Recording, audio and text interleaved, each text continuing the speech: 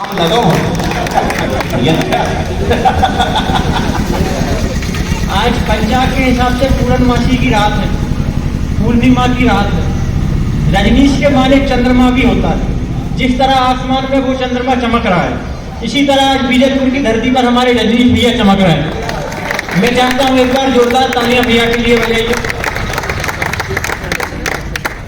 अच्छा, मैंने आपके लिए इसलिए भी बजवा दी कि मुझे मेरे लिए भरोसा नहीं है बजेंगी भी कि नहीं, तो मैं अपना काम तो निपटा दूं। अच्छा, बीजलपुर का आदमी हर तरफ से कविता सुनता है, भैया को प्रणाम करता हूँ। चड्डी बनिया में भी कविता सुनी अच्छा भैया, मुझे समझ में नहीं आ रहा कि कवि सम्मेलन की वजह से बाहर आए कि अंदर गर्मी ज्यादा लग रही है। माइक वाले भैया आपसे एक निवेदन है, इसका ईको खत्म कर दीजिए।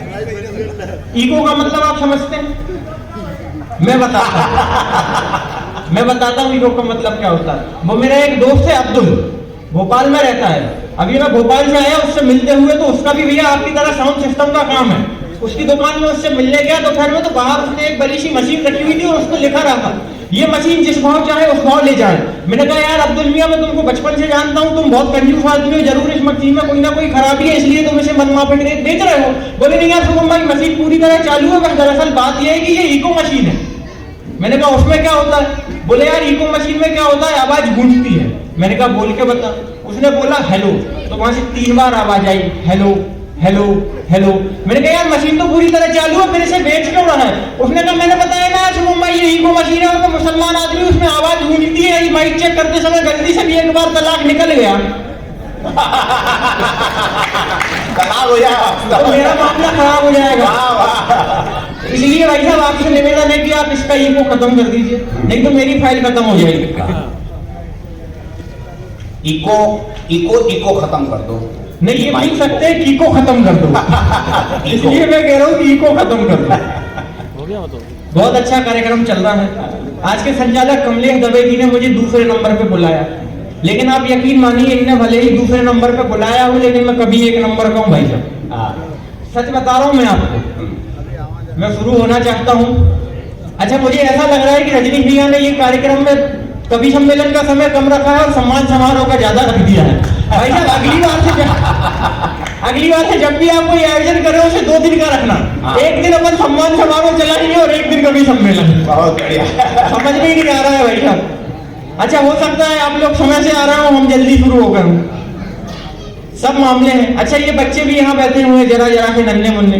ये जितने बच्चे यहाँ आए हैं, इनके मम्मी पापा तो आए नहीं होंगे। वो आए होते तो फिर इन्हें क्यों भेजते?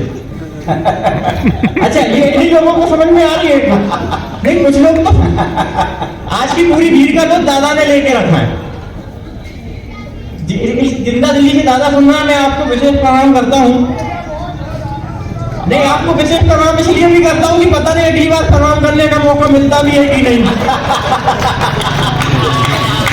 इसलिए मैं प्रणाम करता हूँ। दादा तो बिल्कुल ऐसे सुन रहा है, बहुत जिंदा दिली से सुन रहे हैं आप। इसी यही मस्ती है साहब, यही आनंद है। मैं शुरू होना चाहता हूँ। कोरोना महामारी के बाद भी, दादा संबोधन देखना, कोरोना महामारी के बाद भी जीवित बची है महान पुण्यात्माओं, मैं आप सभी को सभी तरह से प्रणाम करता हूँ। नहीं, सभी तरह से कहने का मतलब यही कि हम कवियों के लक्षण खराब है भाई साहब। कई सारे कवि आते हैं मंच पे तरह तरह की बातें करते हैं। कभी कहते हैं मंच को प्रणाम करता हूँ, इस धरती को प्रणाम करता हूँ, जमीन को प्रणाम करता हूँ, दोनों हाथ जोड़ के प्रणाम करता हूँ, आपके चरणों में प्रणाम करता हूँ। अपन इस तरह की पंचायत नहीं करते, अपन कुल मिला के यह कह देते हैं कि आप सभी को सभी तरह से प्रणाम करता हूँ। मैं हंसाने के लिए यहाँ पे आया हूँ, हंसाने के लिए आया हूँ, हंसाने का उपक्रम करता हूँ। 4 पंक्तियां यहीं से पढ़ता हूँ, जुड़ जाइएगा, आपको अच्छा लगेगा। कहता हूँ कि हंसते हंसाते गुजर जाए जिंदगी, बिल्कुल दादा की तरह गुजरने वाली है। हंसते हंसाते गुजर जाए जिंदगी। दादा के देसी घी बोल रहा है। पता नहीं देसी बोल रहा है कि देसी घी बोल रहा है। अच्छा, ये भी गांव का मामला है। इंदौर भोपाल के मामले अलग होते हैं। मैं भी बहुत छोटे से गांव से आता हूँ भाई साहब, मेरे गांव के भी माजने ऐसी हैं। इंदौर भोपाल के शहर में यदि ऐसे मौसम में, कोई गर्मी के मौसम में व्यक्ति पानी का पाउच खरीदता है तो इसका मतलब ये है कि उसे प्यास लगी है, वो पानी पिएगा। लेकिन मेरे गांव में अगर कोई व्यक्ति पानी का पाउच खरीदता है तो इसका मतलब ये है कि उसे प्यास लगी है और वो पानी मिला के पिएगा। तो समझ नहीं आ रहा दादा को कौन सी वाली प्यास लगी है। मैं ये कह रहा था आपसे कि हंसते हंसाते गुजर जाए जिंदगी, फिर चाहे वो जिधर जाए जिंदगी, बस इसी आस में जिंदा हूं आज तक, जाने किस रोज सबर जाए जिंदगी, जाने किस रोज सबर जाए जिंदगी। बहुत अच्छा मामला चल रहा है। अभी 2 साल तक हम लोगों ने लॉकडाउन झेला। अच्छा, लॉकडाउन में क्या हुआ, कवियों के पेट फूल गए, क्योंकि कविता सुनने के लिए कोई तैयार नहीं। घर पे हालत ऐसी हो गई कि कविता लिखना भूल गए और बर्तन मांजना सीख गए। बहुत सारे कवि हैं हमारे गाँव में, पोछा लगाना भी सीख गए भाई ना, पोछा लगाना भी सीख गए। बहुत स्थिति खराब थी तो कवियों ने क्या करा, नेट फ्री था तो ऑनलाइन आके कविताएं सुनाई ताकि उनका खाना पचने लगे। मेरे पास भी दिन भर में 10-12 मैसेज आते थे कि हम अपना बहुमूल्य कीमती समय निकालकर मुझे अवश्य सुने। व्हाट्सएप पे पर्सनल मैसेज आता है, अपन भी वो इससे समय कीमती क्या है, अपन भी पढ़ेंगे आलसी हो जाते तो सुन लेते हैं। अब वो एक दिन लाइव कवि सम्मेलन चल रहा है फेसबुक पे। अब समस्या ये हो गई, उस दिन वो वीर रस का फंस गया। वीर रस के चिल्ला चोट ज्यादा करते हैं, चीखते ज्यादा है, पता नहीं उनके कब फेफड़े बाहर आ जाए। ये स्थिति होती है भाई साहब। कई बार तो मुझे ऐसा लगता है कि ये संयोजन अगली बार इसकी स्मृति में ना कराना पड़े, इतना चिल्लाते हैं। तो वो वीर रस का फंस गया, ऑनलाइन कविता सुना रहा, उसकी आवाज में बहुत ज्यादा आक्रोश सरकार के प्रति। वो उसने शुरू करा, बोला मैं कहना चाहता हूँ, आप सबसे निवेदन करना चाहता हूँ, मेरे सुर में सुर मिलाइए, बताइए अगर सरकार ने फिर से लॉकडाउन लगाया तो इसका जिम्मेदार कौन होगा। बताइए सरकार ने अगर फिर से लॉकडाउन लगाया इसका जिम्मेदार कौन होगा। जातिवादी मजहब से ऊपर उठकर जवाब दीजिए, जातिवादी मजहब से ऊपर उठकर बिना पार्टी के खुले मन से जवाब दीजिए। मैं पूछना चाहता हूँ आपसे, मुझे ऐसा लग रहा था वो मोबाइल से बाहर आ जाए, इतना आक्रोश। वो बोला मुझे बताइए अगर सरकार फिर से लॉकडाउन लगाती है तो इसका जिम्मेदार कौन होगा। बहुत सारे पत्तों ने 20-20 लाइन के कमेंट लिख दिए दूसरे कवियों ने। उसने मुझसे कहा, बोले शुभम सार्थक जी आप भी मुझे देख रहे हैं, बताइए जवाब दीजिए मेरी बात का, सरकार अगर फिर से लॉकडाउन लगाती है तो इसका जिम्मेदार कौन होगा। अब मेरा मामला हास्य रस का पड़ जाता है भाई साहब। मैंने उससे कहा, मैंने कहा देख भाई ऐसा है, जो मैंने जवाब दिया अगर आप तक पहुंच जाए तो फिर तालियों से मुझे बताना। वो कह रहा बताइए सरकार अगर लॉकडाउन लगाती है तो इसका जिम्मेदार कौन होगा। मैंने कहा देख भाई ऐसा है, ये चीखना चिल्लाना अपन से बनता नहीं है। सरकार अगर फिर से लॉकडाउन लगाती है तो इसका जिम्मेदार सिर्फ और सिर्फ कोरोना वायरस होगा। हमने ऐसे भी नहीं किया जा सकता है भाई साहब, चीखने चिल्लाने की जरूरत क्या है। जवाब दे जाए, फेफड़े जवाब दे जाए। ये राहुल भाई भी हमारे वीर रस की कमी है। बीच लॉकडाउन में बता रहा हूँ भाई साहब, अगस्त सितंबर की बात है, रात में 11 बजे मेरे पास फोन आया। मुझे लगा हो सकता है यार कहीं से कभी सम्मेलन जम गया हो तो उत्साह बता रहे हो कि देख तेरे पास नहीं है मेरे पास आ गया।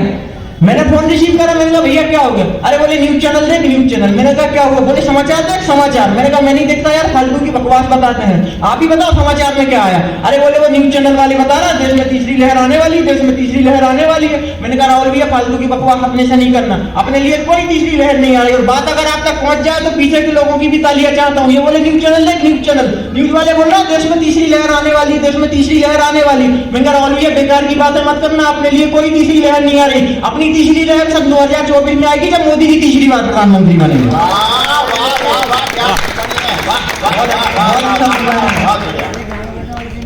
मजा आएगा, बहुत अच्छा बन रहा है भाई साहब। नहीं मुझे समझ में नहीं आया, मजा आपको ज्यादा आ रहा है कि दादा को ज्यादा आ रहा है। दादा से ज्यादा मजा किसी को आ ही नहीं सकता। दादा ने पूरी जिंदगी मजा लिया है। भाई आप भी ये बात बहुत दुख से कह रहे हो, मुझे ऐसा लग रहा है। मैं अपने बारे में कुछ बातें आपको बताता चलूंगा। मैं अखिल भारतीय, दादा फिर से संबोधन देखना, मैं अपने बारे में कुछ बातें आपको बताता चलूंगा भाई साहब। मैं अखिल भारतीय कुंवारा परिषद के अंतरराष्ट्रीय अध्यक्ष माननीय राहुल गांधी जी की कसम खाकर कहता हूं। अच्छा है। मैं अखिल भारतीय कुंवारा परिषद के अंतरराष्ट्रीय अध्यक्ष माननीय राहुल गांधी जी की कसम खाकर कहता हूं कि मैं पूरी तरह कुंवारा हूं। नहीं मैं सच बता रहा हूं भाई साहब, ये मेरी खुशनसीबी है। इस देश में कुंवारा और खुशनसीब पर्यायवाची शब्द है, शादीशुदा और बेचारा भी पर्यायवाची शब्द है। अच्छा तरह तरह के लोग राहुल गांधी पर बात करते हैं, वो तो अब ऐसा विषय है कि भाई साहब बात करने लायक भी नहीं बचा, उस पर क्या बात करें। सच बता रहा हूं मैं, लेकिन मैं आपको बताता हूं बड़े भोले आदमी हैं। अभी पिछले दिनों जब चुनाव थे तो उत्तर प्रदेश के कुछ किसान राहुल गांधी जी के पास पहुंचे, बोले साहब हम उत्तर प्रदेश से आए हैं, किसान लोग हैं, आप हमारे लिए आवाज उठाइए, हमारी आवाज बुलंद कीजिए। हम जब बाजार में मिर्च बेचने जाते हैं,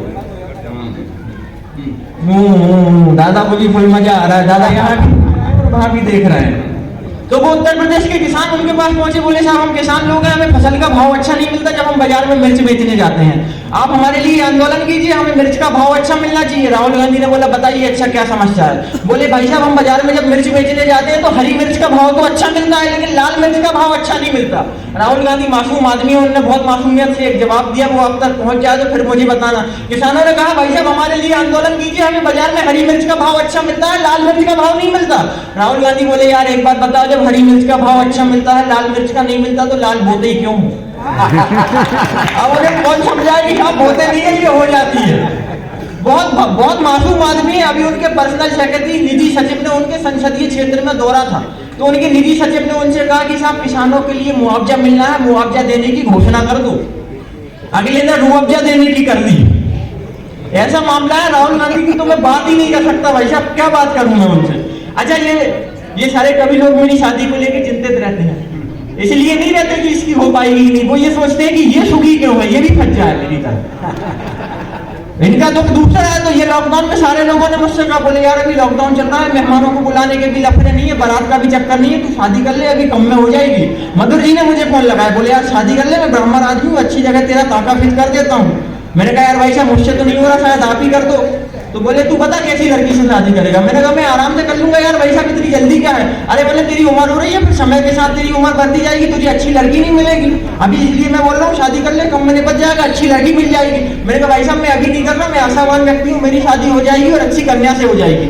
अरे बोले तू इतने कॉन्फिडेंस से कैसे कह रहा है। मैंने कहा भाई साहब मैं आशावान व्यक्ति हूँ, मैं दुनिया के सबसे विचित्र देश भारत में रहता हूँ और भारत के भी सबसे अजब गजब प्रदेश मध्य प्रदेश में रहता हूँ। जब हमारे मध्य प्रदेश के नेता दिग्विजय सिंह को 65 साल की उम्र में अमृता राय मिल सकती है, तो मेरी तो अभी 25 ही हुई है भाई साहब। अच्छा तालियां वही लोग बजा रहा जो सोच रहे हैं कि अपन भी 45-50 के 10-15 साल की गुंजाइश तो अपनी भी है। ऐसे ऐसे मामले हैं भाई साहब, आदमी अपनी अपनी गुंजाइश देखता है। अच्छा आप देख रहे होंगे यार ये दुबले पतले शरीर का आदमी, मैं ऐसा नहीं था भाई साहब, पहले मेरा दिल दौर की भोपाली जी की तरह, लेकिन फिर क्या हुआ मुझे सदमा लगा, धोखा मिला मुझे, और वो धोखा भी भाई साहब प्यार में मिला। मैं 4 पंक्तियों में बताता हूँ मेरे साथ हुआ क्या। मेरे दर्द पर आप आह नहीं बाह करना, आह मैं करूंगा बाह आपको करना है। 4 पंक्तियों में मैं अपना दर्द बताता हूँ कि मुझे सदमा क्या लगा, प्यार मोहब्बत की बातों में किस तरह सदमा लगता है। पंक्तियां सुनिएगा, कहता हूँ कि जर्दा, मेरा हाल देखना और पंक्तियां सुनना। जर्दा, गांजा, चरस ना अफीम निकला, इन सबसे मेरी हालत ऐसी नहीं, इनकी तो आदत है अपने को। जर्दा, गांजा, चरस ना अफीम निकला, मुझे बीमार करने वाला खुद हकीम निकला। वाह वाह। जर्दा, गांजा, चरस ना अफीम निकला, मुझे बीमार करने वाला खुद हकीम निकला। सलमा समझ के जिससे मैंने खूब करी चैटिंग, मुझे बीमार करने वाला खुद हकीम निकला। सलमा समझ के जिससे मैंने खूब करी चैटिंग, मुलाकात वाले दिन वो सलीम निकला। और सच बता रहा हूँ भैया, जब वो सलीम निकला तो मुलाकात, जब वो सलीम निकला तो मुलाकात क्या हुई, उस दिन तो मुलाकात हुई हमारी। मुलाकात हुई। अच्छा इसके बाद मैंने सोचा हिम्मत नहीं हारना चाहिए, हिम्मत नहीं हारना चाहिए। अपन ने जैसे तैसे एक बार और प्रयास करा, उसमें मेरा क्या अंजाम हुआ फिर सुनिएगा। दोबारा प्यार करने की कोशिश करी अपन ने, मैंने कहा दोबारा में शायद कुछ अच्छा हो जाए। फिर मेरा तजुर्बा सुनिए आपकी, तेरे इकरार के तोहफे तेरे इजहार के तोहफे, दद्दू तेरे इकरार के तोहफे तेरे इजहार के तोहफे। वाह वाह वाह, दद्दू इकरार के सीने, तेरे इकरार के तोहफे तेरे इजहार के तोहफे, तुझे क्या याद है अब तक वो तेरे प्यार के तोहफे। तेरे इकरार के तोहफे तेरे इजहार के तोहफे, तुझे क्या याद है अब तक वो तेरे प्यार के तोहफे। जमाने से छुपा रखा है मैंने अपने जख्मों को, अभी तक याद है सेंदिल से तेरी मार के तोहफे, सेंदिल से तेरी मार के तोहफे। ये तजुर्बा है भाई साहब, ये हालत है मेरी। तब मैं आपके सामने बहुत ज्यादा समय ना लेता हूँ, मंच बहुत लंबी है, मैं गजल का विद्यार्थी हूँ, गजल कहने की कोशिश कर रहा हूँ, गजल भैया एक गजल जोरदार ताली बजा कर गजल की जाती है। एक गजल के चंद शेर आपके सामने पेश करना चाहता हूँ। गजल सुनने का एक सलीका ये है कि आपको हर 2 लाइन के बाद तालियां बजाना है। अगर आपको समझ में आएगा तो आप बजाएंगे, अगर समझ में ना आया तो बाजू वाले को देखना है कि गुरु ये बजा रहा है कि नहीं। अगर वो बजा रहा है तो आपको उससे तेज बजाना है कि इसको समझ में आ रही है गुरु, अपने को नहीं आ रही, मतलब अपनी इज्जत खराब हो रही है। मैं गजल के 3-4 शेर पढ़ता हूँ, सुनिएगा। कहता हूँ कि दर्दे गम उनको सुनाना छोड़ दो, दर्दे गम उनको सुनाना छोड़ दो, गैर से यूं दिल लगाना छोड़ दो।